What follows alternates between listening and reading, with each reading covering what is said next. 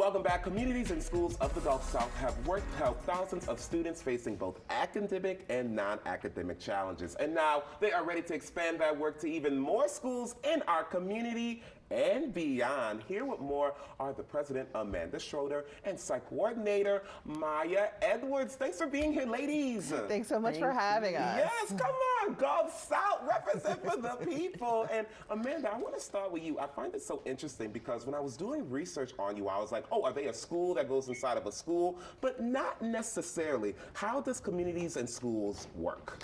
Yeah, so we're part of a national nonprofit, and how we do that is we follow our evidence-based model inside a school. We hire our site coordinator, and they work inside one public school for the entire year. So they really become part of that school community. They get to know all of the kids, the staff, the families in the area, and then work to provide resources and direct services to remove any barriers that those students might have for their success in school and beyond. That is amazing. I want to give you a little breakdown of where they actually are right now. So y'all are in 15 schools in New Orleans, 2 in Baton Rouge, 2 in Lafayette, and 15 in New Iberia Parish, also known as the Berry, apparently. That's so amazing. Do you all work with what, elementary school all the way up to high school? Yes, so we work in schools where we have pre-K all the way to alternative high schools where we have students as old as 22 years old. So we work with the range of age groups, and we definitely spend a lot of time working with our families as well. So we work with a lot of adults in the community too. That is so good to know that you all go into the school to really be a resource. And for people who are wondering,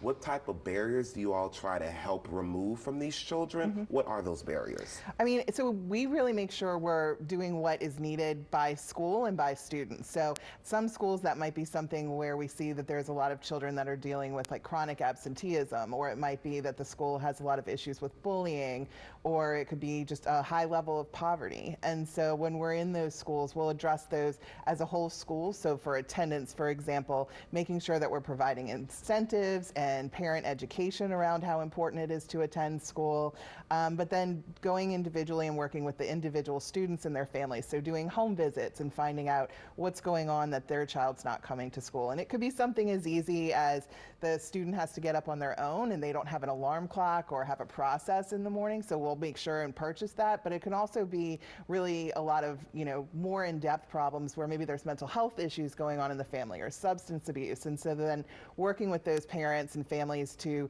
get them connected to the resources that they need so that their student can still go to school on time and be there. This is amazing, and this is a resource for our students. And Maya, you are a site coordinator, represent for all the site coordinators out there.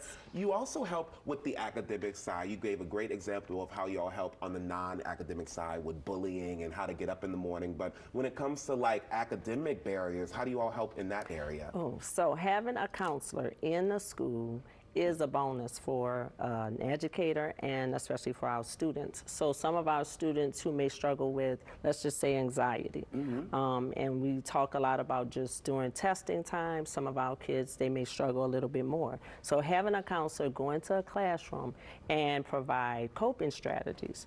One of the most popular coping strategies that many people know are the breathing techniques. So just taking, I just say 3 good breaths.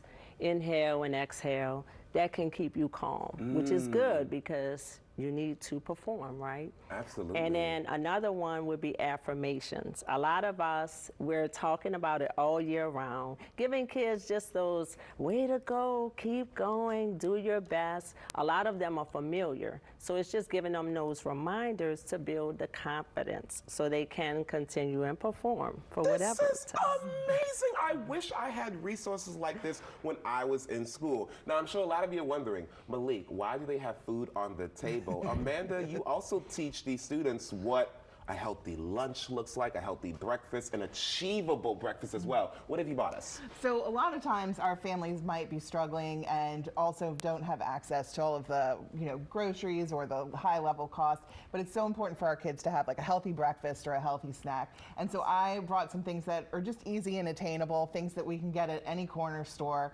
and that are kind of brain boosters. So that'll help our kids when they're in school and they're trying to keep the energy alive. And so a banana, a boiled egg, We have some just granola bars. Dark chocolate is best with those. And then even something that you wouldn't necessarily think, but having some kind of seeds is great for kids. So whether it's pumpkin seeds or here we have some sunflower seeds. Ooh, I had those growing up. Okay, so good. And I'm sure a lot of parents are wondering right now, how can I get community in schools in my child's school? Maybe there's a principal and an administrator watching this right now. What is the best route to get community in schools in my child's school? So I think for families, it's to advocate. And so working with and talking to either a teacher or the school principal and letting them know that this is something you think is really needed at the school. And then reaching out and contacting us directly, because we meet with individual principals or superintendents across the state all of the time to talk about the different resources and opportunities that CIS can provide. And we've served over 14,000 students in the state of Louisiana. And so